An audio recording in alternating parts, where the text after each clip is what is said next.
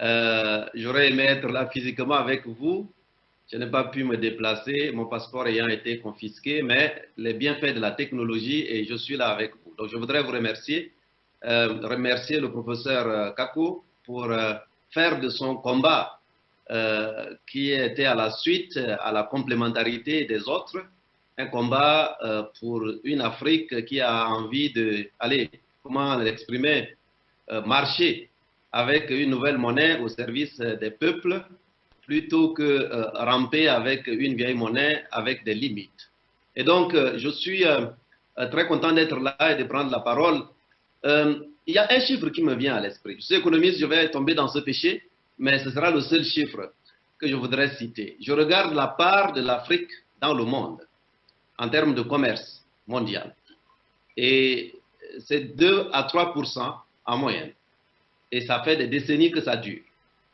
Et quand je regarde la part des pays qui ont ensemble, en tout cas la proportion de la population des pays qui ont ensemble le franc CFA, comparé à la population africaine de 1,2 milliard, eh bien, je me rends compte que c'est à peu près 13% de la population africaine qui a le franc CFA en commun. Et je m'étais dit, finalement, si le problème était un problème de franc CFA, alors les 80 quelques pourcents restants auraient pu arriver à un niveau de développement de commerce mondial plus conséquent. Mais en fait, pays avec franc CFA, pays hors franc CFA, nous sommes globalement à 2 à 3% du commerce mondial. Et donc, la réflexion, c'est aller emboîter un peu peut-être le pas de ce que certains ont déjà dit ici. C'est de dire, au-delà de la monnaie, un leadership, vous avez parlé de cela, sans doute le leadership serviteur qui manque fondamentalement à nos pays. Demain, avec l'ECO, en Afrique de l'Ouest, peut-être avec le CORI ou le GOURS en Afrique centrale, il y a quelque chose que nous ne pouvons pas attendre, sur lequel nous ne devons pas attendre pour travailler, c'est le leadership. Un leadership serviteur qui est focalisé sur rendre compte aux populations et il ne saurait justement pas avoir de leadership vraiment serviteur du continent africain sans une monnaie au service du continent africain. Donc oui, il faut se séparer des symboles. C'est fondamental.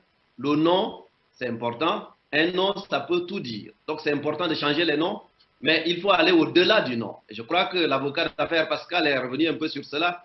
Au-delà de l'émotion, au-delà de la symbolique, nous devons aller sur du concret de manière très responsable si nous voulons vraiment permettre à nos pays de décoller. Donc, je crois que nous mettrions des dirigeants qui n'ont pas le sens de ce leadership serviteur-là, ancré en eux, même avec une monnaie avec des mécanismes qui sont les plus optimaux qui soient, eh bien, nous n'irons probablement pas très très loin.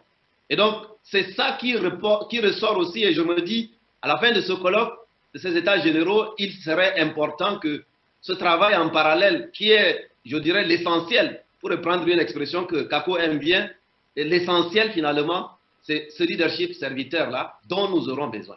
Et si nous avions cela ancré dans des dirigeants, aujourd'hui, mais aussi dans des nouvelles responsabilités, de nouvelles générations des hommes et des femmes qui doivent transformer un peu nos pays, eh bien, le débat aurait lieu plus fréquemment.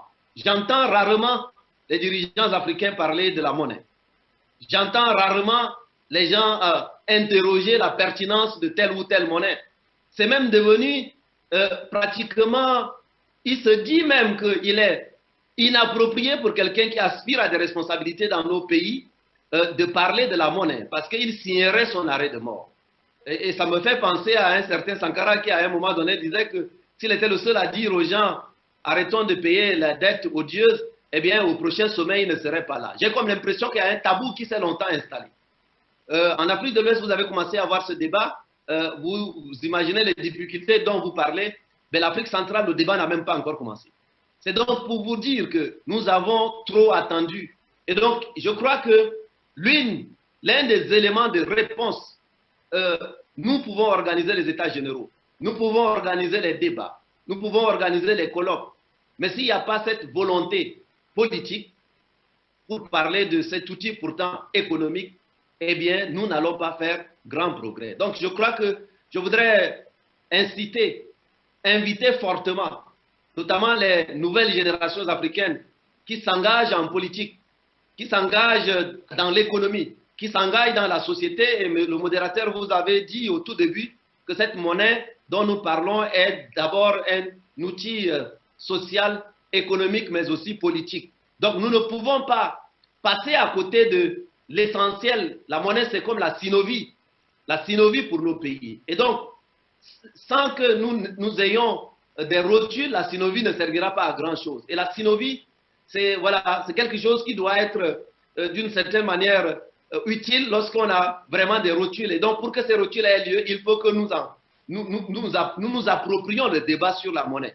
Et donc, le débat sur la monnaie, ça ne doit pas être un tabou, ça ne doit pas se passer une fois au passage, parce que nous devons en faire quelque chose qui doit devenir tout à fait naturel, de manière totalement responsable, pour distinguer ce qui relève de la symbolique, qui est aussi important, de ce qui relève de la substance, qui doit, elle aussi, en tout cas, être importante. Donc, mon intime conviction, et c'est sur cela que je voudrais clôturer, c'est que l'un des éléments de réponse vraiment structurels pour un changement sur la manière dont nous gérons nos monnaies et la manière dont nous voulons faire de ces monnaies-là des instruments au service de nos nations, c'est justement de travailler aussi à avoir à l'échelle de nos pays des dirigeants qui ont le leadership serviteur, qui veut dire quoi? La capacité à rendre compte, à travailler pour que tous les instruments, tous, y compris la monnaie, soient vraiment au service des peuples. Et alors à ce moment-là, ils comprendront qu'une monnaie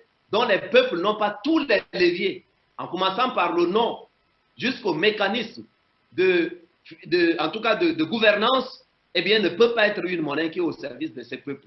Et donc, c'est ça qui doit nous guider, et ceci ne doit plus devenir un tabou. J'ai l'impression qu'aujourd'hui, c'est parce qu'il y a beaucoup de tabous sur ces questions que finalement, personne n'ose prendre cela à bras le corps. Donc l'avenir, je crois que c'est aussi de faire en sorte que les hommes politiques, les responsables de tous ordres, puissent parler de la monnaie au jour le jour, pas seulement à l'occasion des états généraux ou des colloques, mais que ça devienne vraiment un réflexe quotidien. C'est comme ça aussi que je crois que nous allons quitter le plafond de verre qui est aujourd'hui de 2%, pays du CFA comme pays hors CFA y compris. C'est toute l'Afrique qui a besoin donc de cela.